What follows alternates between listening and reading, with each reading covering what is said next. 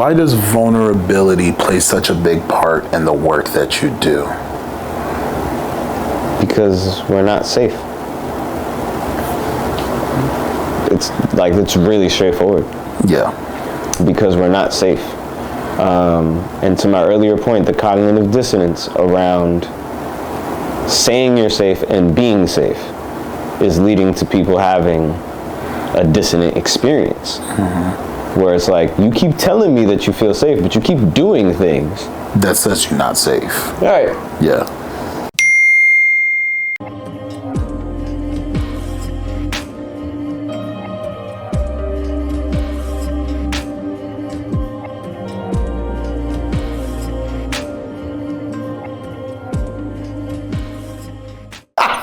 We gonna find out. I hope that's the case. I'll say this. What up? It won't be awkward for me. Oh, good. Yeah. Good. It won't be awkward. Good. Now that's a win. That's true community. It might support. be awkward for other people.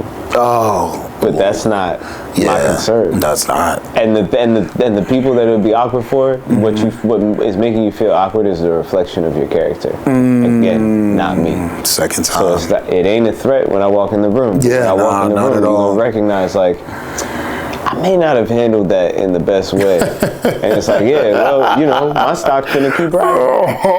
So, no skin on my back. All right, welcome back to another episode of Mental Health Monday. Here, my boy Neil. What up, boy? Yeah, it is. What up? How you doing, man? I'm good, man. I'm good. How's your day going? How's traveling? What's the travel? Travel has been interesting. Traffic for traffic's sake. I've had some very strained Uber rides, slamming car wheels. You know what I'm saying? Yeah. Stressed out drivers. Yeah, a lot of stress. That's why I don't drive in DC, and that's why I'm so grateful to have people available with cars who are willing to lend their back seat to an app, and I get it done. But that is not my cross to bear, sir. Healing circles. Yeah. Healing circles, healing spaces for one sex, men. Yeah. Men need these spaces? I feel like men need these spaces, women need these spaces, in-betweens need these spaces.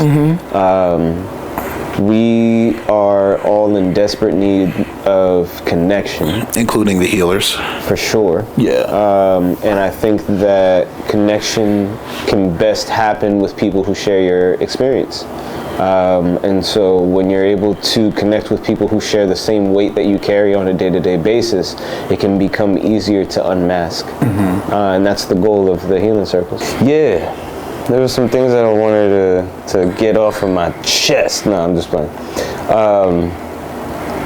No, I just think they're relevant. And the funny thing is, even since then, I've had thoughts where I feel like there's been some headway as far as like clarity, where I'm like, oh, okay, I kind of have an idea of what the issue might be, or how to address it. But yeah. What's going on with attendance? For sure. You know what I mean? Truancy. There's a lot of male truancy with wellness events. Define truancy. Not showing up. Which runs contrary to the demand, at least as it's presented. The vocal demand. Yeah, right. Yeah. That's what I'm saying. It's like the vocal demand. Where's the space for us? Right. How are we supposed to Who's going to get us out the way? Who's going to take care of it? I got to take care of myself. Protect men. It's just me out here. In these streets. You know what I'm saying? So it's like with all that going on. You have a bowl of cereal in front of you and you're stressed over a bill. We get it though, but like, you have to actually show up for the thing if you're going to ask. So in dealing with that, because the fact remains that there's a legitimate experience of people not showing up, and continuing to ask for a thing, and so asking you specifically. It's not. We're not talking about a just out loud, like you saw something on the internet and you said, "Hey, let me do this thing." You're talking about various people in and out of your life have approached you and said, "Hey, it would be nice to do this," and you said, "You know what?" I'm talking about both. Both. Yeah. Oh, for you, but I'm talking about one. No, I'm talking about both. So we'll talk about the other side then. Sure, yeah. Okay, cool. Go ahead. No, I've been like in reaching out to other facilitators. This is a shared experience. This is not so unique you're talking to me. about just everyone's This is experience happening that's in the community in right wellness. now. Yeah, Okay. where it's like aren't showing up for things, and it's like you can only guess on so many contributing factors. You go, okay, what? Maybe it's the day, maybe it's the time, maybe it's the price. Yeah. But when you shift and move the days and you knock the price down to free, at a certain point, there's like, what's the disconnect? What's not happening? We should and never have to knock the price down to free. I don't even want to focus on that though. Yeah. Not for this. You know what I mean? Like there For are other this topic. things. There are other things because I think the main motivating factor for creating these spaces is because there are very limited spaces where men are not expected to show up explicitly in service in some capacity or another. Yeah. Right? Take misogyny to the side, unfortunately, just for a sec. As far as like expectations, you show up to work, you show up at home, you show up in your places of like skill building or hobby. There's an expectation for you to show up with a level of excellence, a level of consistency, a level of like effort, so on and so forth. So there's always this cry out for like the missing third space that used to be present, right? In that, I think that there's, because of the level of wounds that are present, it's almost like you're still asking them to show up and do something, or that's like the perception. And so I wanted to take some steps back and go like, how can I best tackle this? And I'm gonna open up, right? So I wasn't even thinking about this till now, but I'm gonna open up. We're gonna get into some things today. So okay, we talked about dice right now. Yeah, we talked about me being a father and having two sons. So I have one son lives in Boston, Massachusetts, 12 years old, and I was talking to him or texting him, and I asked him how he was doing with the election stuff going on. And this 12-year-old boy texts me back like, oh, you know, I'm pretty happy Trump won, but like, whatever. And I'm like, okay, that's an interesting response. This is not what I expected. I don't know what I expected, but that was not what I expected. And I'm like, there's just an awareness, like I have to be careful about this. Like instantly I'm like, there's no point of running in and just being like, why would you be happy about Trump? Like that's weird, right? Like if I was talking to my dad and that was his first response, I'd be like, bro, what in the world? Like you're just like people on TV, calm down. Yeah. And so I just started asking him a couple questions, and even when I asked him, like immediately certain things became clear because I said, you know, what about it made you feel like this was a good thing for you, right? And he goes, he says something about inflation and something about the border. And I was like, at 12 years old, you have no idea what you're talking about. But I know at 12 years old, I saw 9/11 happen. Yeah. And when I saw 9/11 happen, I was like, yeah, go get them. Go over there. Like, do the thing. Like, with the fighter jets and the soldiers and the, you know what I mean? And he literally says 2 texts later, yeah, but I'm not old enough to vote, so I don't really care. And I was like, all of this sounds about right. But when I really sat and thought about it, I thought about what it is to be a 12-year-old boy in Boston today, and where the majority of his media comes from, his influence comes from, his point of views comes from, and what spaces are embracing him, and what spaces are challenging him upon arrival. Yeah. So there's a lot of conversation around male identifiers and like masculinity, and expectations and toxic masculinity, failed masculinity, dangerous masculinity, and he's stepping into a world where like he loves the men around him. And there's a lot of just finger pointing at men around him for things. He doesn't have a connection with that in his real lived experience. And there are other spaces who are like, world's unfair, isn't it? Of course he's going to gravitate to those spaces. I gravitated to black music and rap when I was his age for the same reason. Yeah. You know what I mean? It was a different voice, different message, different movement. But that was what grabbed me. It encapsulated my rage with what expectations were occurring of me. whether it was school, home, or my social groups. And because of that, I started looking into political views or just value systems that aligned with that way of thinking. So I say all that just to say, when I'm looking at men, no subgroup attached. Yeah, just men. And say, hey, there's a space where I would like for you to be able to heal. The majority of people in my space who are talking to men are not talking to men in a way that makes them feel good. Yeah. They're not talking to them in a way that affirms them or builds them up. And I've literally seen in the last week where people point this out, they're leaped on in the comments where it's like, we shouldn't have to coddle, and it's like, yo, coddle and care are two very different points on a spectrum. Yeah. And you're refusing the entirety of it. How do you think that looks to people you're saying should be there to defend and protect you? I'm sorry. I just pictured you going in the dude's DM who got jumped on. I was like, come over here, young boy. Come over here, let's talk. I got something for you on Wednesdays. But I think there's just an issue of nuance. There's an issue of nuance of like need and perspective where, for example, like there are these conversations with people who voted for the orange guy, right? And they go, I voted with this, special interest in mind. And then someone comes in real time and educates them in real time. Yeah, that plan that they have for that issue, not gonna work. Here's why. And like, you actually know this, but I'm gonna present it to you in language you understand. Yeah. And you see in real time, they're like, yeah, but it's too late now. Yeah. Of course. Yeah.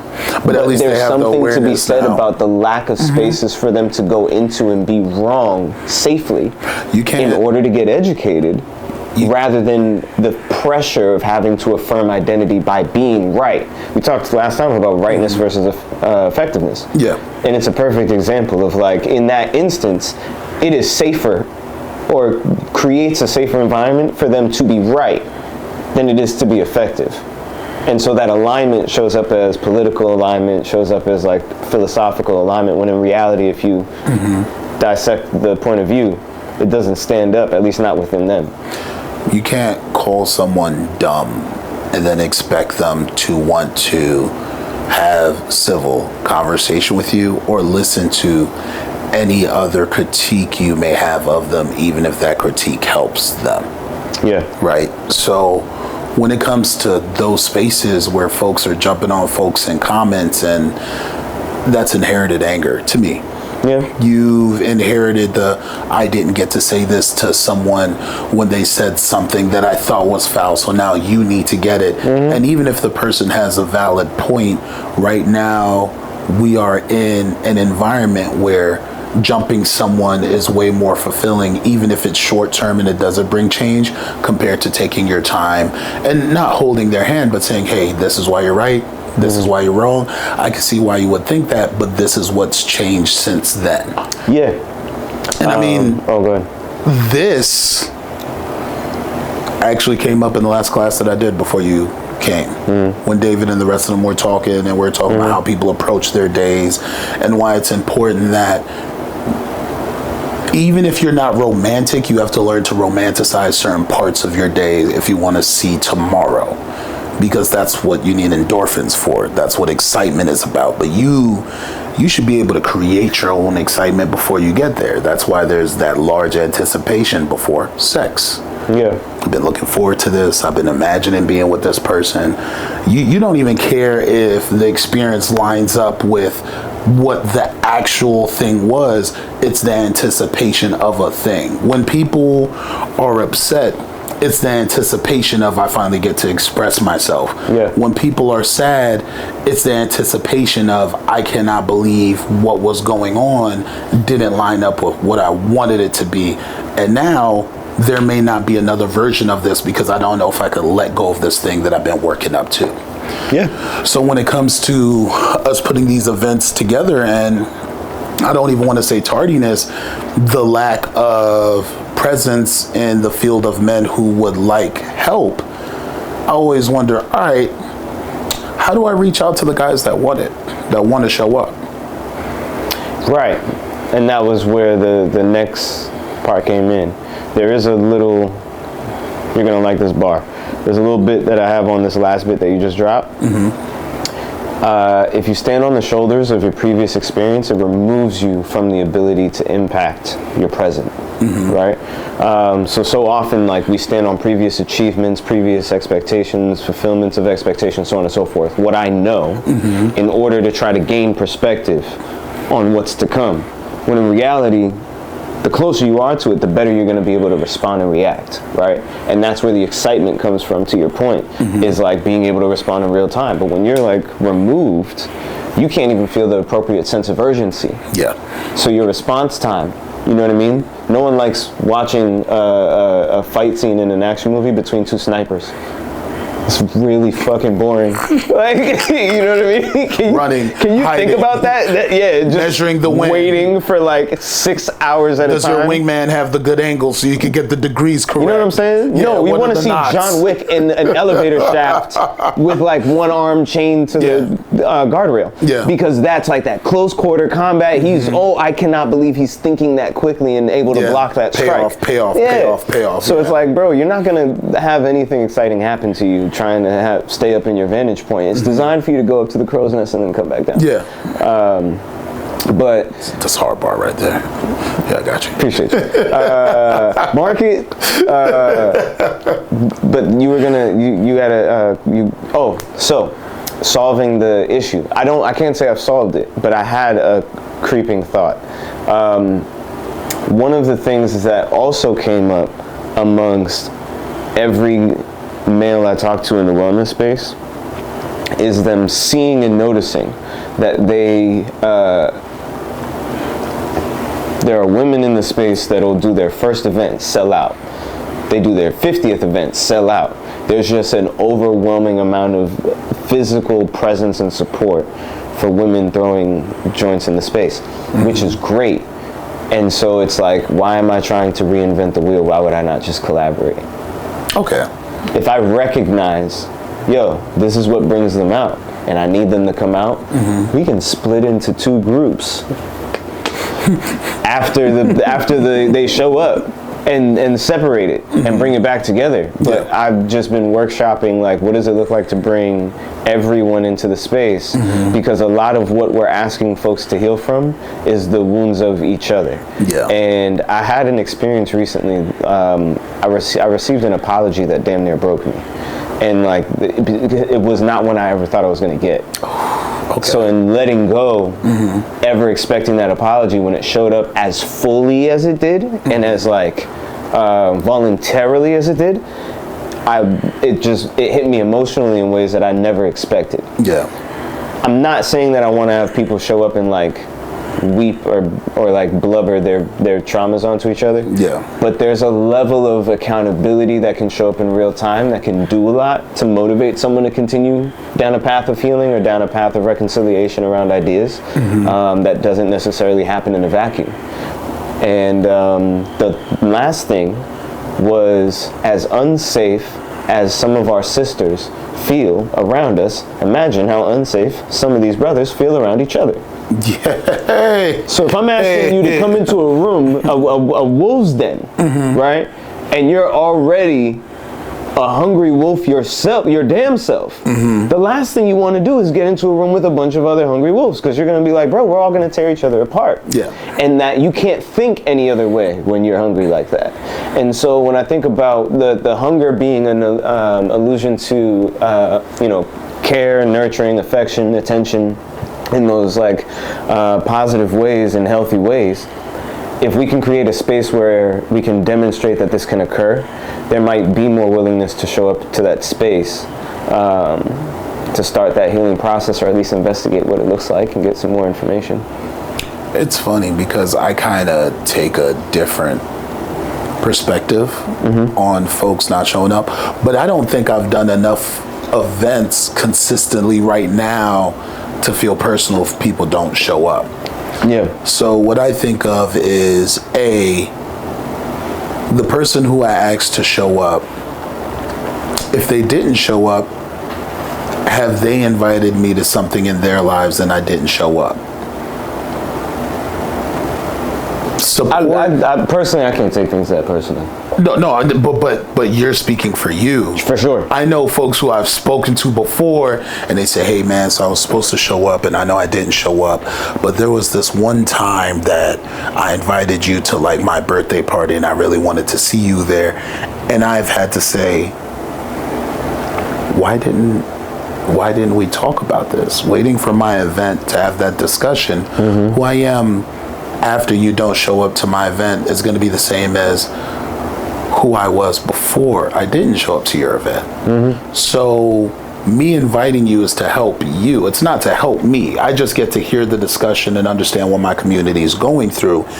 It doesn't change my mode of operation or my feelings towards helping people. If you don't show up, I just assume you're busy. Right. I don't ever take that part personal, or I assume, hey, the thing that we're doing, there may not be a need in the community as much as people are demanding. And that's okay, because that just means, all right, well, go work on the other thing, which lights, camera, action. You see the other thing that I'm always working on regardless of if I'm at the event or not. Right. So now we have, am I allowed to talk about the opportunity that we've been offered? No. Not yet. Okay, so when it comes to what we're currently doing every third Wednesday of the month, right? Yeah. I like that we make that a space to interact with people and to hear what's going on with them. It's very important in discussions and sometimes speaking engagements to not be the only one who's giving, but be the one who's also receiving and leading the person through what they're going through right now. On this, if you tweak these things, I think this is what the better version of this looks like, and here's why. And then after the here's why, this is what you'll need to focus on, because if you want this, and this is how you position yourself for the things that you've always wanted, and you never realized that you were the owner of the thing that you wanted, and you were always allowed to give it to yourself. Oh yeah. Which I think was the most beautiful part about what we did on the third Wednesday of October. And I didn't know the class was going to go the way that it did, but I kind of appreciated that, like, you know, A, as a friend, I got you. That's not a question. But B, as I don't want to call myself a teacher. Let's say, as the person who was in the moment leading the class, that the discussion was so open, and it was so open that everyone else who showed up late, they actually missed out on what could have been. But the people who were there received so much, you could tell that they were grateful. And with that, they were like, all right, we'll see you guys later. Because that after conversation, if you don't show up on time, it's not that you're missing out. Sometimes it's that you don't get to be a part of the make of what was being created before it was interrupted by showing up late. Right. And that was fascinating to me, because like, it's not every day you're going to be able to do a speaking engagement with folks who are all recovering. And in recovering, they've shown you, this is the community that we've made. We all live together. These are our separate problems. This is what we've come across with the people in our lives. This is, I'm handling ideation and how bad that looks, and this is like my 5th, 10th, 17th attempt, but these people that are here that are going through the struggle with me, they make that struggle a little bit lighter. But here's how I start my day. And then we go into the hygiene, and somebody was like, hey man, so when are we going to talk about spiritual hygiene? I'll say, I'm not the spiritual hygiene guy, I'm a mental hygiene guy. That's my guy who's pulling up. That's the spiritual hygiene guy. Because I was like, you know, that's not my work. That's not my expression. But I will give you what I have. And if I don't have it, at least we know there's someone else who has it in spades. Yeah. And we got there and we were able to do a little bit of something as far as a reset. But I think, you know, a big part of what motivated me to add to the space was how many things I was doing that I assumed everybody knew to do. When you say add to your space, do you mean in general what you've been giving so far? That and the wellness practices, you know what I mean? Even something like breath work. To have a conscious thought to go, let me take some seconds to breathe. And some people just don't have that. Not only do they not have the impulse, they don't even have the information to inspire the impulse. And I'm assuming that everyone has this information because the internet. So I'm like, oh yeah, of course you would have heard this by now. And like sometimes I'll say something and someone's like, never heard that before in my life. I'm like, oh, well, here you go. Yeah, but information and application are different. Oh yeah, of course. Right. And that's the other part of it. Yeah. For me, it's not, but I think that's autism, honestly. Now, application is when you've learned something, how do you apply it to the situation, and what are the results that you hope to see from it, and what is the impact that you hope to do with what you've learned with the information. Just wanted to find it for people. I feel like that's like an assumption. So it's funny you bring up breath work. When do you practice breath work the most? Bouts of anxiety. Okay. Do you get that often or no? There will be times where I wake up with it for like a prolonged period of time. It will happen in moments throughout the day, or I might like catch myself in a spiral. And so those are usually the times that I employ the breath work. I didn't know that about you. I'm sorry that happens, but I'm glad you have the tools though. Yeah, I'm not sorry. It's something that it brings me to the present. Like it makes me self-aware. Now, it used to do everything, but it's I tend to relate the experience to like physically sensory ones, but honestly, just if you felt anxiety, it's a demand to face something. Anxiety is knowing that there is a fear in the room and refusing to look at it. Yeah. That's all it is.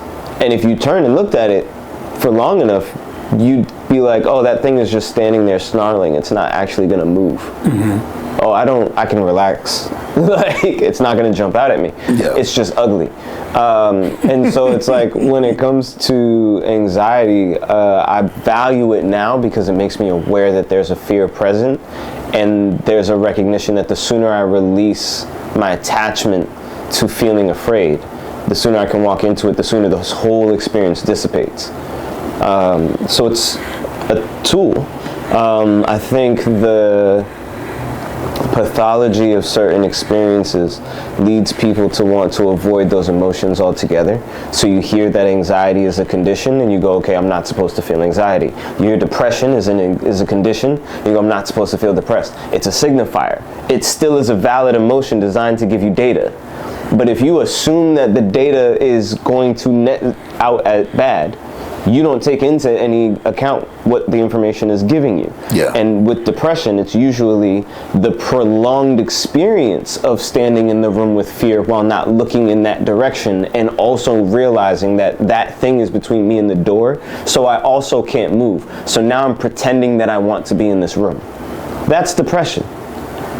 The sooner you turn and look at the fear, confront anxiety, oh, it's not that bad, do the thing, get out. Now we've like not even circumvented, but you've processed the depression, you've processed the anxiety, and you've been able to move into the next moment, which is the first step to releasing the quote unquote disorder. Yeah. Is like by definition, it's not being in the moment. Yeah. And so, also depression is always behind you. It's always behind you. Anxiety is in the future. Yeah. So the longer you stand still, the heavier these things will weigh on you and squeeze you. Rock in a hard place. So pick one. Yeah. And it's not that hard, no pun intended. Yeah. We're not dictating people's situations. It's just you do have access to other things. Now for the person who says, well, what if that doesn't work? It's like, well, everyone's journey is different. So we won't know until you take a couple steps forward and we recognize this is not working. Yeah. But at this point, we see that there are footholds that we could use that weren't available to you 3 steps ago. Yeah. But the likelihood of that not being there is not reason to not take any steps forward, and that's usually why people don't. You know, in the olden times when they talked about people floating too far away from the shore and they could never find their way back, depression, overcoming that is usually heading back to the light of where you started. And generally, if you submit to the waves, they're going to carry you to the shore. Hopefully.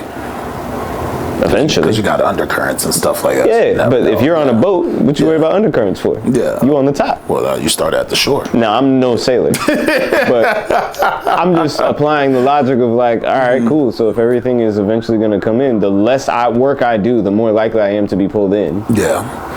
But obviously at a certain point you get pulled out, but every analogy fails at a certain point. So I do some of my greatest breath work in the sauna at the end of my 3-hour workouts. That's a really long workout. Yeah, that's what I need. Yeah. For me, breath work is most important because you're going to use it when you're stressed. For sure. And I think it's very important to put yourself under as much stress as possible so you know how to use the tool correctly. I agree. So for me, after a 3-hour workout in the sauna, all you have is your breath and the bottle of water that's next to you. Yeah. And usually I'm in there, could be from 20 minutes, certain days 40 minutes, and you just gotta the point of breath work isn't to endure, it's to overcome, right? And sometimes overcoming is, are you recovering? Sometimes overcoming is, are you able to do what you usually are able to do under a certain amount of pressure? So for me, breath work is usually the measure of if how you were breathing wasn't working before, the reason you practice breath work is to give yourself the best fighting chance, the best chance you can to make it to the other side. Yeah. And practicing that under pressure, to me, is the best form of you're giving that tool the best chance when it's time to use it. 2 points. The first being, that's where I started really understanding the value of breathwork was in fitness. If you ever work with a personal trainer, if they're any good at all, they're constantly going to be yelling at you to tighten your core, just constantly. And I had that experience with my brother Q. And he was constantly doing it, and I never really understood until and the funny thing is I didn't correlate it with information that my choir teacher told me back when I was in high school about singing from your diaphragm and tightening your core in order to project and so on and so forth. But when all the information started coming together, it was oh, and then cardio, running long distances, or doing battle ropes and stuff, it just starts to make sense where you're okay, this is where stamina comes from. Even when you get into tantra, same thing. It's this is literally where stamina comes from. Breathe. The second thing, though, that I was going to say is I saw this interview with KRS-One the other day that I found interesting because he talked about breathing in breath. He goes, he's all this, we call it air, which is a made-up concept, right? So it's you've been told that you fill your lungs with air, and that allows your body to work. But he's I've held, now granted I'm not going to validate this, I've not done this myself, but he said I have held my nose and my mouth and not breathed for 4 minutes at a time, and my body kept functioning. But you know what stopped? Consciousness. So now how he equates breathing is I'm breathing in consciousness. And I was that is a really creative but powerful way to look at breath. And when you're only half conscious, breathing into your chest, hyperventilating, and having a relatively shallow pattern of breath, it stops your body from the fullness of activity that it has available to it. And when you breathe into the diaphragm, there's a whole bunch of things that happen with your blood flow, with your brain activity, with your nervous system. And breathing in consciousness just resonated better. So it's I'm sure it's a mix of all of the things. But when you stop breathing, the first thing you lose is consciousness. It's not bodily function. Yeah. And moving with that list of priorities to your breath started guiding me in a different way. Just pictured you stirring wine when you said all of the things. You know what I'm saying? Just all of the things. If I drank wine, I think give me 10 years and I might be that refined of a nigga, but today... The connoisseur, the grapes. Yeah, you know what I'm saying? Right now I have my guilty pleasure backwood blunt, and that's about as close as I get to that imagery, I suppose. You ever seen Safe House? Denzel Washington? Yeah. Last scene before he died, he referenced the grapes and the wine. Yeah. Just rewatched that last night, working on some edits, and I was like, God, such a good movie. It's a fire movie. Just such a great movie. It's probably one of the only movies that I've taken Ryan Reynolds serious in. Because it's designed to do so. Yeah. You know what I mean? Like, it's not, he literally is like not wisecracking every 30 seconds for like the only movie ever. He's serious the whole entire movie. Right. Yeah. And he's good. Including letting his girl go. Oh, that train station scene. Oh, God. That whole joint. But the cafe at the end. Fire. Ooh. Speaking of fire, The Penguin, also a fire show. Fire show. I like that a lot. Wait on my girl. For us to watch it. Wait on my girl for us to watch it. Okay, cool. Yeah. So we don't I heard a lot of great stuff. Phenomenal. Where are men in their healing journey? What's up? Where are men in their healing journey? If I had to say across the board, from your observation, somewhere between denial and anger. Okay, let's talk about denial and then we'll touch on anger. Yeah, because I'd love to get to bargaining because then we'd actually get somewhere. But in terms of stages of grief, I think that men are somewhere between denial and anger, where it's like, no, men don't do that, to anger that you would say that all men do that when clearly all men don't. And it's like, the bargaining would be the next step, which is whatever whatever niggas' version of blue bracelets is going to be. When they try to show that they're not one of those guys, that'll be the bargaining thing, and then there's going to be acceptance, which is like, okay, tell us how we can help you feel safer. Gotta slow down on the nigga word. Okay. I gotta use too many beeps. You said like the seventh one, I was like, God, that's so many beeps. I feel you. In the edit. I edit nothing, so I don't even think about it. I'm like, I feel you though, because every time you said I wanted to say it back, I said, no, that's another beat. You can't go crazy. I'm dead. But, all right, so I just had this conversation. That's generally who I'm talking to. Yeah, no, same. But it's like, I understand. It's my word of choice. It's my love language. Yeah. And I don't care what anyone has to say about that. That's my love language. Yeah. But I just had a discussion with one of my guys about this, and the topic was centered around women. And he was talking about, women tripping, this, that, the third, all this other stuff. And the situation that he was describing, I said to him, well, why did that person put themselves in a position to have that kind of woman in their life? And he said, well, the thing is, and everything he said didn't answer that question. And I was like, if this person is ruining your life the way that you're describing in the story, right? And they're taking money, they're doing all these things, why are you mad at the world for the decision that you've made? And your inability to make a decision of letting it go and starting over? Are you that afraid to lose by letting go that you would rather feel like you're winning by staying in the shit? And I think these things become extremely multi-layered and complex versions of people reconstructing the loving relationship that they have with their opposite sex parent. Yeah. You cannot get another mom. So it's certain levels of care that occur, and certain levels of concern, and certain levels of response. Yeah. When that shows up, the assumption is everything else that comes with it, I'm gonna just deal with it because the care things are here. The love things are here. Just like mom.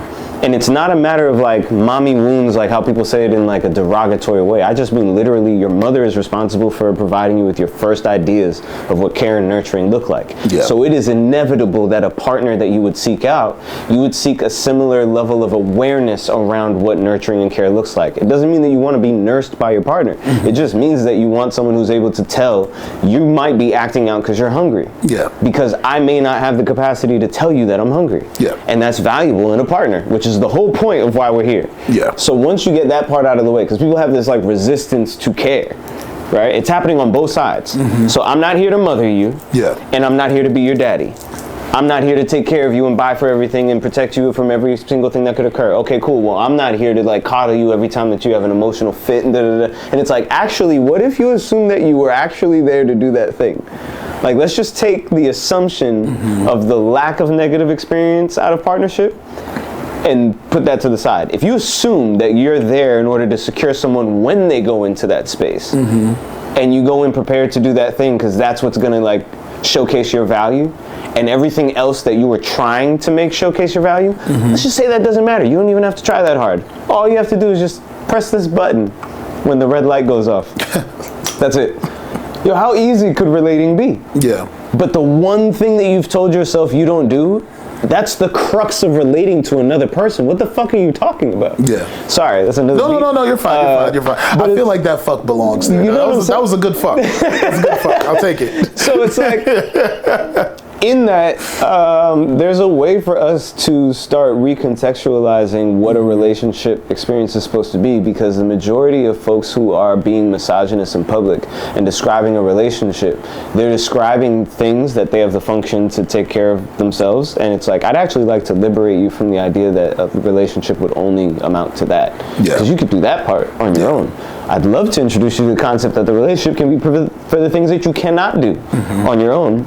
And oh my gosh, it turns out that the thing you can't do on your own, you're not so good at, that other person is really great at. Yeah. But you'll always be valuable in that person's eyes for the things that they're not good at, that you just happen to be so amazing at. Look at that. But also keep in mind that me liberating you also means you have to have a looser grip. Oh, 100%. And until you learn to have that looser grip, liberation is just a word and not an action. For sure. So when it comes to the denial that we're seeing in the space of healing when it comes to men, what are two characteristics that you're starting to see redundantly that are coming up in conversations when it comes to men and denial of healing? I think the natural answer to that would be they're not showing up. And not all of them. I think when they're not showing up, people picture us, you and me sitting in a class and like one person shows up, and it's like, no. The people I reach out to who have reached out to me in prior lives, as in yesterday, a couple of weeks before, a couple of months before, say, man, can't wait to come to your event. And then you tell them, it's like, all right, I'll see you there. And then you don't. And it's like, you know, you don't have to apologize to me if you don't show up. I hope you apologize to yourself, because you're the one who wanted it. I was going to do this anyway. I think one of the things that's tough there is when you move with the assumption that the pain that's present is supposed to be there. Yeah. You lose all sense of urgency to remove it. That's a great observation. I think about like what it is to go see a massage therapist, at being someone who's really active. Yeah. So if you don't see a massage therapist for 6 months and then you go, right? There's the first. There's the deep tissue experience where it's like you're damn near laughing with the pain that's occurring. You're like, this is funny. Yeah. Your body's literally triggering like a tickle response. Then there's the day or two of healing where you're sore like as if you went to the gym. Yeah. Then you go to the gym on that 4th day and your range of motion, you're like, I forgot my body was supposed to move this much, this fluidly. Yeah. I think the same thing occurs to the point of mother wounds that I made earlier. If you've been carrying some since you were 12, and now I'm trying to talk to you about it at 22, 32 years old, 42 years old, you've been carrying it so long, you've absorbed it as part of your identity. I just walk around with this pain. I got a bad knee. Yeah. Right? And it doesn't occur to you that the bad knee is a result of muscular strength issues on the other side of your body. And so with this work, I think that most guys are just walking around with the assumption that that pain is supposed to be there. Opposition is supposed to be there so that I can overcome it and gain my sense of masculinity, gain my sense of success and accomplishment. And when you move with the assumption that it is supposed to be hard because someone told you to value overcoming difficult situations. As a matter of character, you tend to sit in and wait for difficult situations, so that you can, kind of like activate that center of your brain that's like, okay, it's time. Is that a fight or flight response? Yeah, I think so. Or a failure of it to, I think it's an overactive vagus nerve, right? Meaning, yes, thank you. Yeah, I was gonna be like, hey, you gotta explain that. So the vagus nerve is responsible for your fight or flight reflex, and if it's exhausted, it doesn't have the capacity to turn on or off. So it just remains in one state. And so for people, this will either be a lock of freeze or a lock of fight. And so that's where you have folks who in their daily conversation deliver everything in terms of conflict, because without conflict they don't know how to express. They're locked in that fight state, versus freeze, where it's like they're just looking to see what's going to move the conversation along for other people, what's going to make other people more comfortable, what's going to make them happy, or showcase value. How long have you been doing this work for? I've been doing the work in the wellness space like about 5 years, 6 years. How long have I been like researching and reading into it?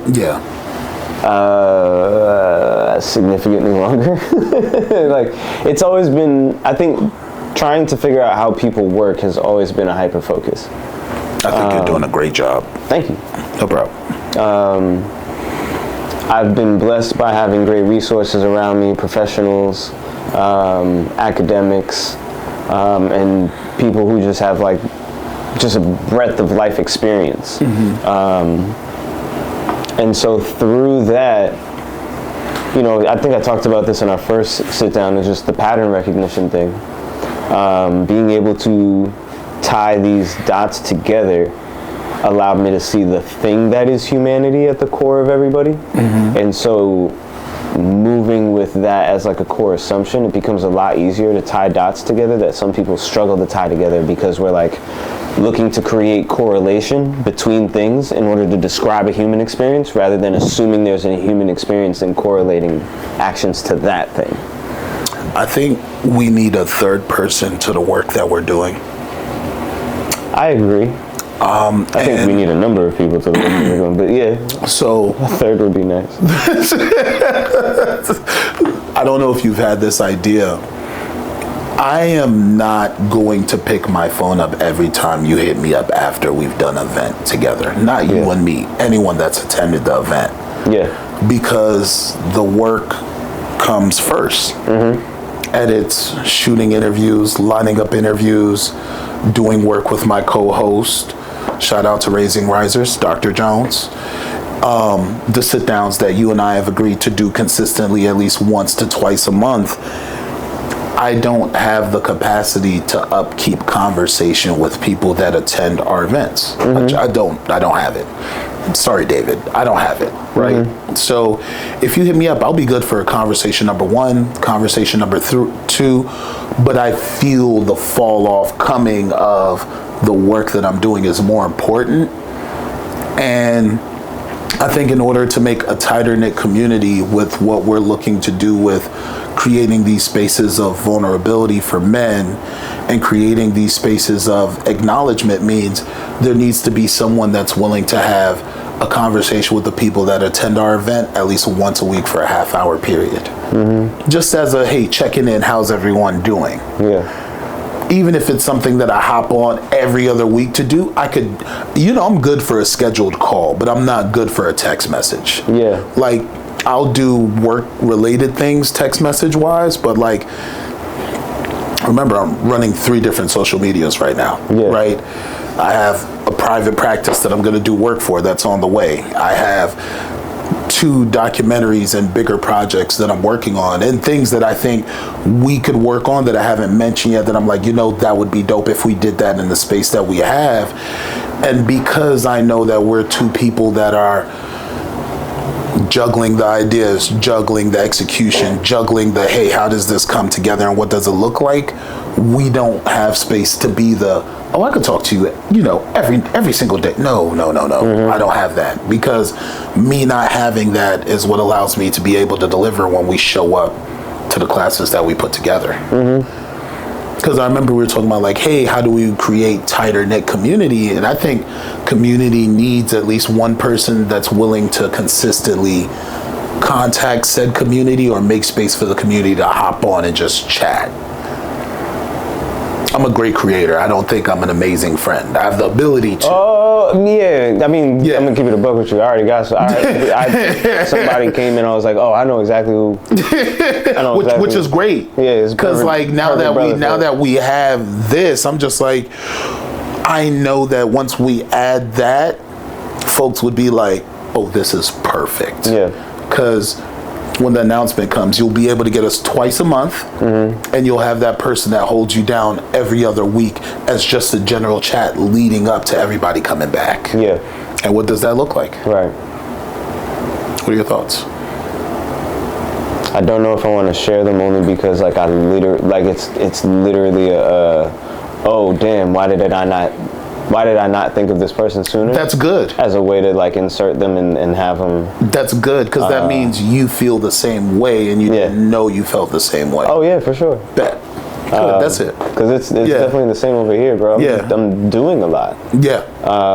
And I'm aware of I'm doing a lot. And that person who does it should technically be someone that doesn't have or want a lot on their plate, so this would be perfect for them. Not in the same ways. Yeah. You know what I mean? So Yeah. it's like I know people who are willing to, not even willing, who are looking to run communities like that. And I think would be perfect. It's just a literal like, how did I not think of that sooner?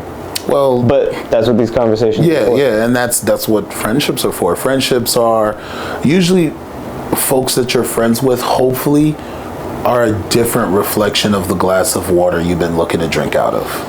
Yeah, for sure. So what do you think would be another suggestion or a way to troubleshoot creating tighter knit community? Should we say community or community amongst men? Because I feel like men is our focus right now. Like, hey, what's going on with the men's? I think there's that.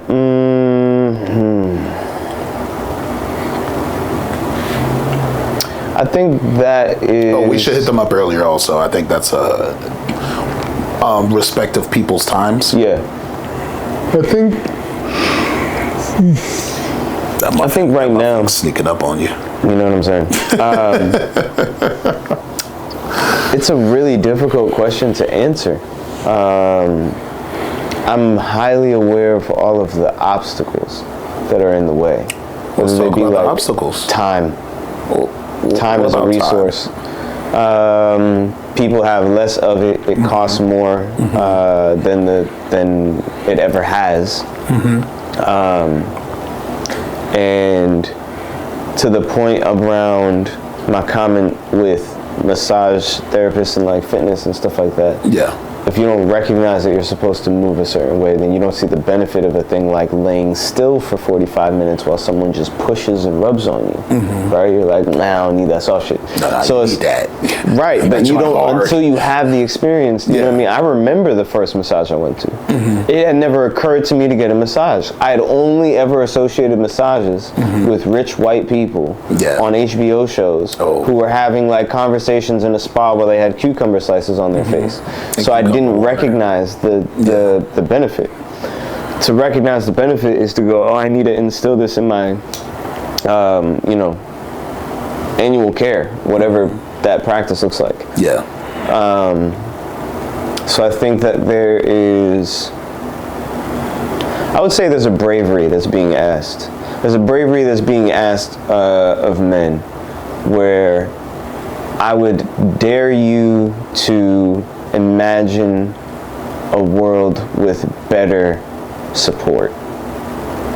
Instead of imagining a world that you are proud of yourself for dominating, for conquering, Dare to imagine a world, be brave to imagine a world where you could have support and not have to do it all yourself and not have to be the center of a story. Yeah. Like, what if we lived in a culture where it didn't all have to be on one, like Achilles' shoulders? Yeah. Right? That's not the person we aspire to. As a matter of fact, we instead aspire to, if I'm not the center of attention, then my bad ankle really don't have to be the make or break. Yeah. But if I'm the guy, I gotta make sure that no one knows that the silliest thing, which honestly is not a silly thing. If you do any level of like athletic performance, you know how crazy an Achilles tendon can get. Go right. get that. Ain't nothing silly about that. You cannot walk again for the rest of your life if you want to play funny. 2009 in the building as we speak. You know what I'm saying? Right. Yeah. I know 2010. Hate to see you coming. So it's like, if you're going to look at that experience and go, man, that's harrowing, that's stressful, that looks scary. It's like, well, what about a world where you would never have to do that because you're supported by all the people around you? Yeah. The proper way of fighting in the Roman army was the phalanx. So it was protected on all sides by the shield. Mm-hmm. You're guarding the person next to you. Yeah. I think the myth that everyone sees in their head when they say Achilles is Brad Pitt doing a Superman punch in that movie, and it's like, that's not the effective way to win the war. So do men need to build community instead of having this over focus on healing first? I think it's a matter of building that trust and vulnerability. I think that comes before anything. Okay. Trust and vulnerability, like when I think about healing, I feel like we said this before, but if you approach a wounded animal, hands up, usually offering food, the idea is the embrace has to come before the correction. Yeah. So if we're going to say the problem with men is, before you even get there to the point of my relationship with my son, it's always going to be more important for me to facilitate trust and vulnerability before we address your perspective on things. Because you're not even going to give me your real perspective if you don't trust and feel safe. Do we not trust each other? I don't think men trust each other. I think if men trusted each other, they would have better relationships with each other. And I think if men trusted each other, they would not try so hard to invalidate women saying men are dangerous. Yeah. Because it's like, yo, you're having an experience of cognitive dissonance. Your behavior demonstrates that you don't feel safe around other men. Because that would make you then have to like attack that issue of just men. You refuse acknowledging your lack of safety. Yeah. And it insults you that someone else would not refuse themselves that, to you, luxury. Yeah. How dare you wear your fear on your face? I have to walk around pretending I'm not afraid with all these other men around me. And it's like, bro, you are terrified of your friends. You are terrified of the men in your life. Which is why you're not showing them yourself. But your denial of that to self is starting to affect the sister next to you.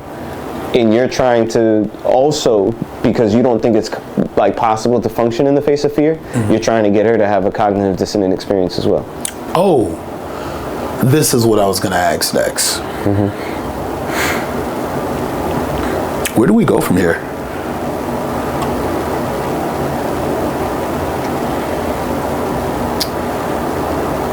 I think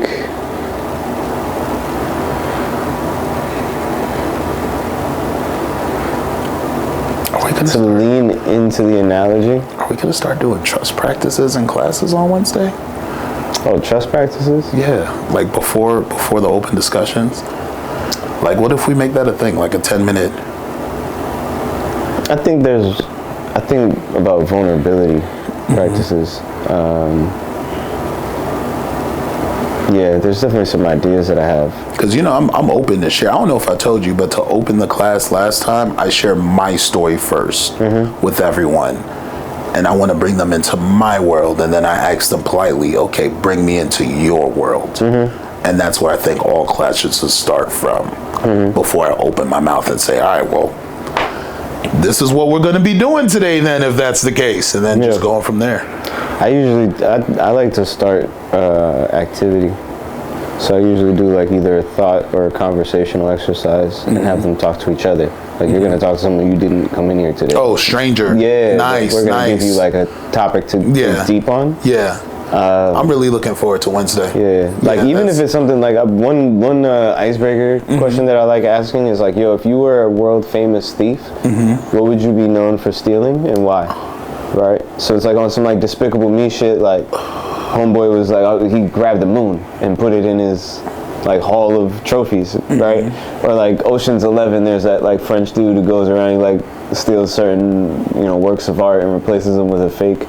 And it's like, it's not really about the art. It's the idea of being able to replace it and no one knows the difference. So it's just as much him like doing the art as it is him stealing it. I would take the car keys of political figures every other week just to see how that changes the schedule of things. That's hilarious. Just to see what happens. I'd return it. Facilitate minor. It wouldn't even be theft where I just keep it. I would like take it to return it. I had said I would want to steal the behind the scenes like documentary style footage, whether it was like real or not, but documentary style footage of like recording sessions for songs that I really love. The first moon landing. So it's like, that don't really do it for me. I like watching people make stuff. So it's just like my favorite songs, and then hearing them put together, like how they came up with that hook or how they came up with that guitar line or that kind of thing. Like, I want that like 3-4 hours of footage. You remember that Ye documentary that came out? Yeah, like all the footage that didn't make it to the cutting floor. You know what I'm saying? Stuff like that. I got you. As a man, consider yourself a man? I'm glad you asked. I am a person. Okay. I say that I am a biological male. I was assigned male at birth. I identify sociologically as a male. The concept of man is different from that. And I think people who have done, or when you do enough research, it's definitely like, if you know, you know. And so for that reason, if it push comes to shove in a conversation, I'm going to tell someone I'm non-binary. But it is a very researched perspective that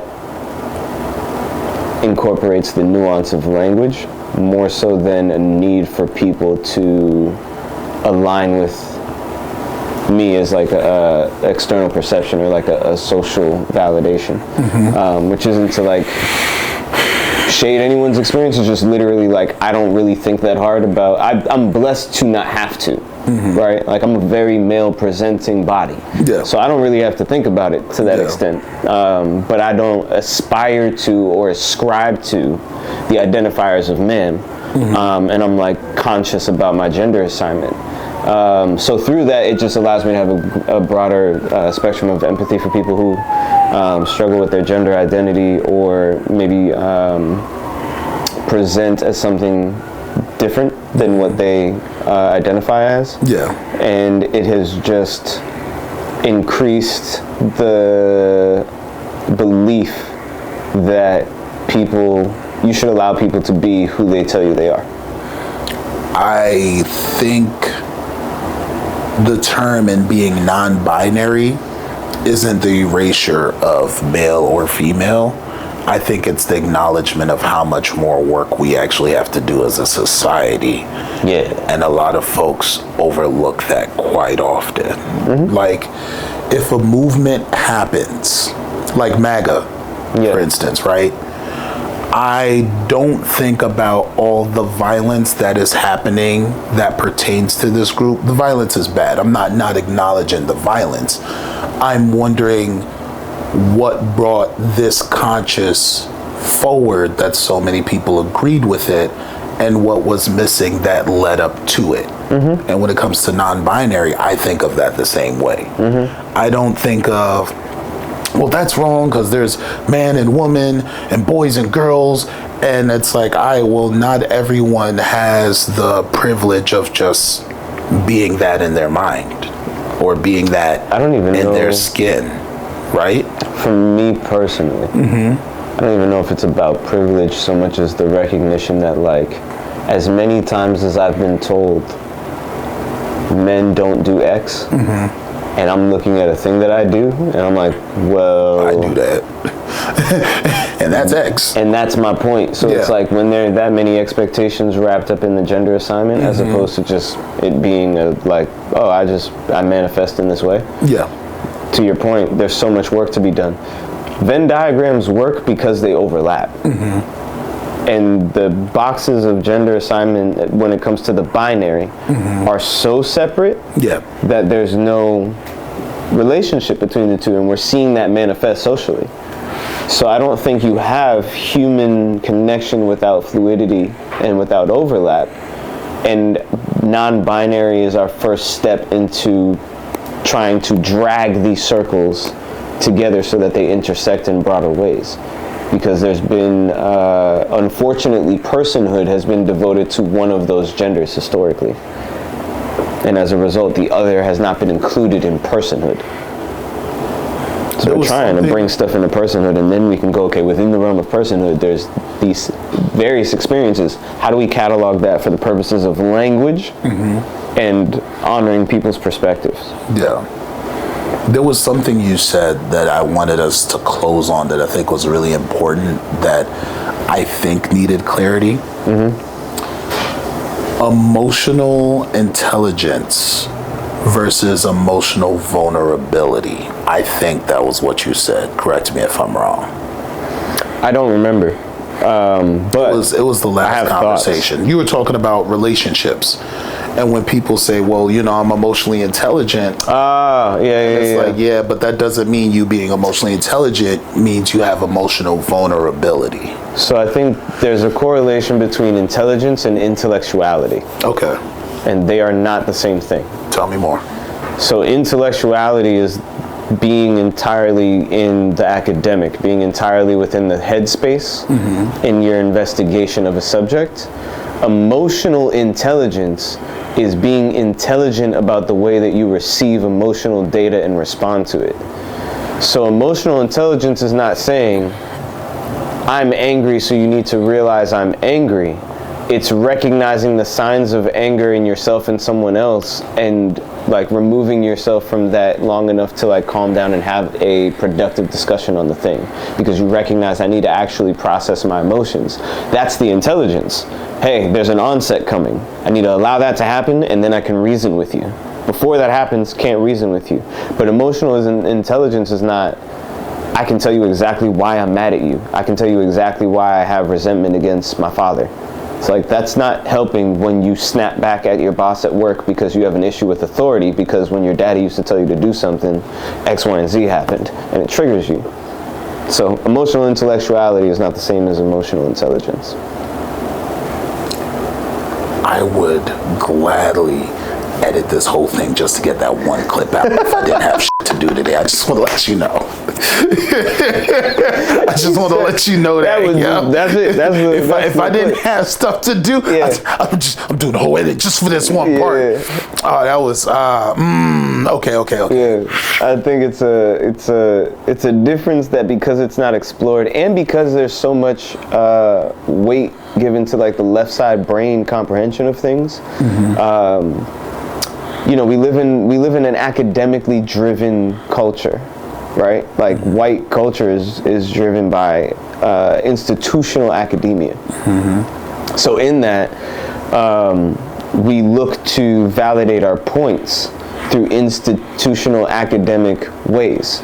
Statistics, studies, a lot of things that people say when it relates to study is inference drawn that's inappropriate for what the study was actually investigating. So I'll give you an example before we close out. People talk about the double slit experiment, where they fired electrons at a double slit to see if matter manifests as a particle or a wave, right? The idea being, if it like when you take pictures of the electrons before and after, you can tell if they like passed through the board or if they all kind of like funneled through the cutout, which is the double slit, right? That would tell you whether, if it was like a collective wave, it would have to like pass through the whole thing. And if it was particles, it would funnel through the open slot. When they take pictures on the other side, they saw that essentially whatever they were looking to validate, like if it was one or the other, the assumption drove their conclusion. So if they went to look for a wave, they saw a wave. If they went to look for a particle, they saw a particle. So people took the inference from that. You make your own reality. Quantum reality is manifested by the observer, and you're able to dictate essentially like wave versus particle. From that, spin out of manifestation culture, right? If you think it hard enough, reality will just bend to your whim, right?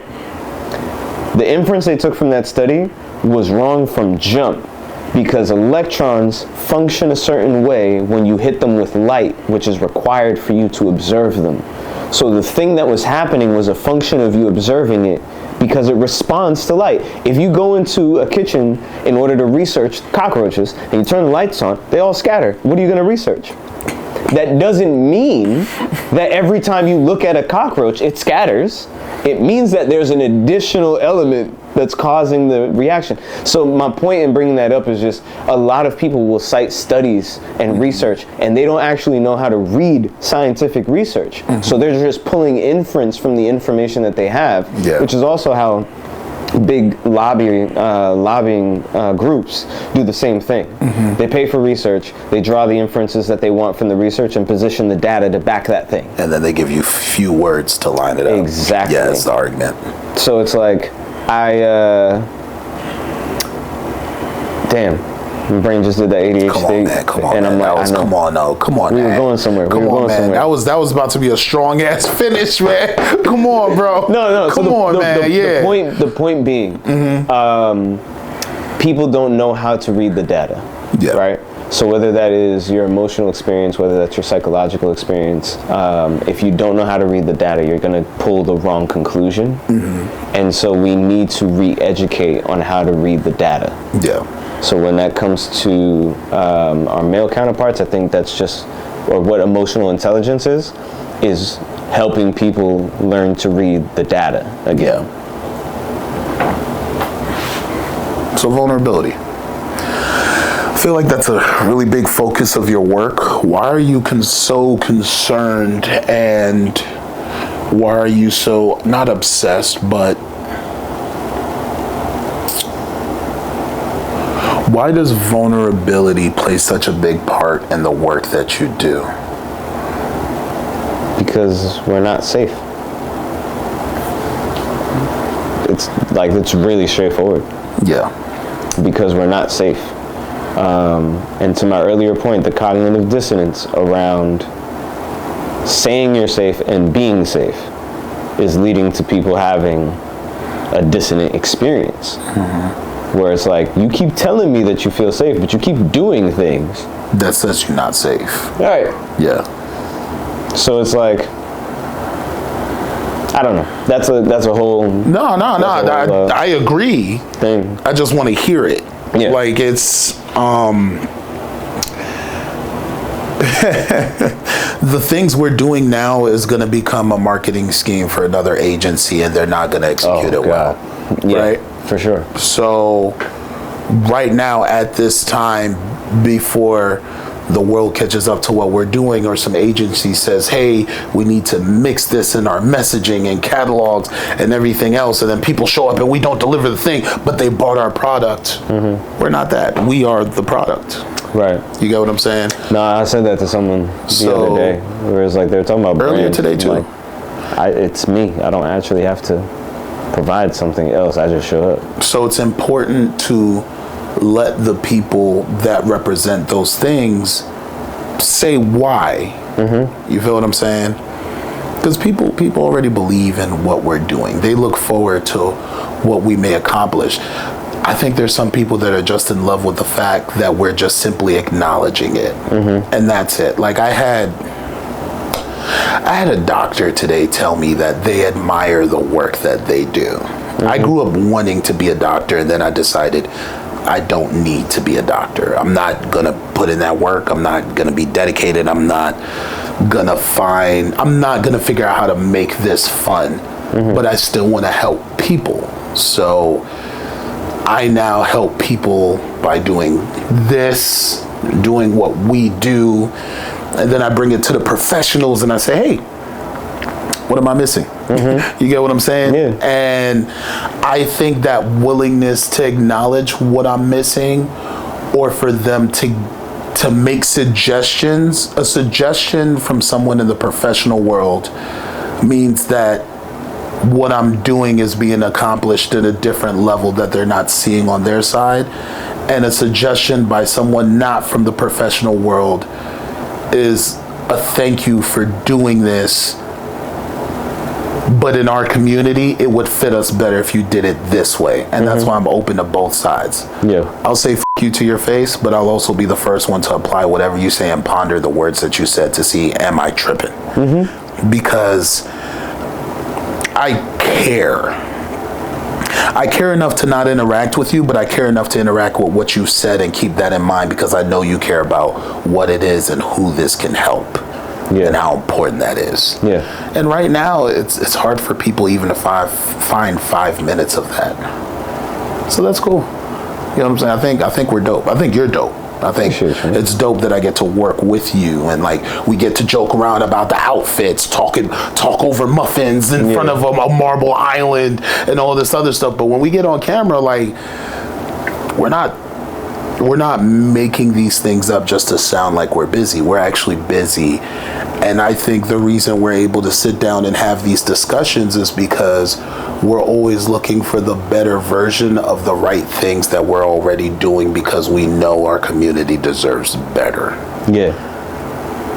And I think that's why it's important to have these discussions. I think next time we have a man discussion, we should just have a man.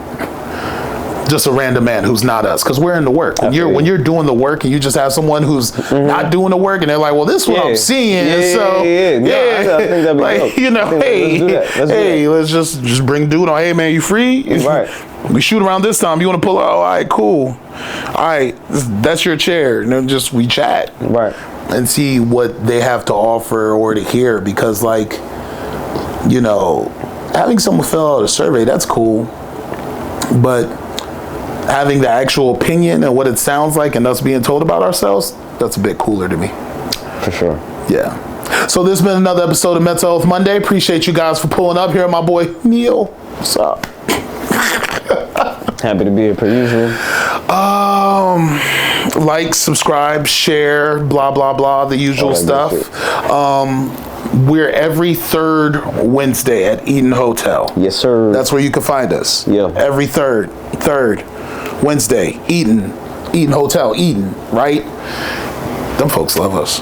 They treat us nice. It's really nice. They've been out hard for me. It's really nice. I wish there was more parking spaces by K Street, but Eden is such a great gratitude of production and lighting and feeling. Like you come in there and it's like, I do want to eat here today. No, I'm excited for some plans I got for next year over there. So we'll see. You know what I mean? I'm building deeper and deeper roots everywhere I can. And the folks can find you every Saturday also. Every Saturday, every Sacred Exchange, Tarot.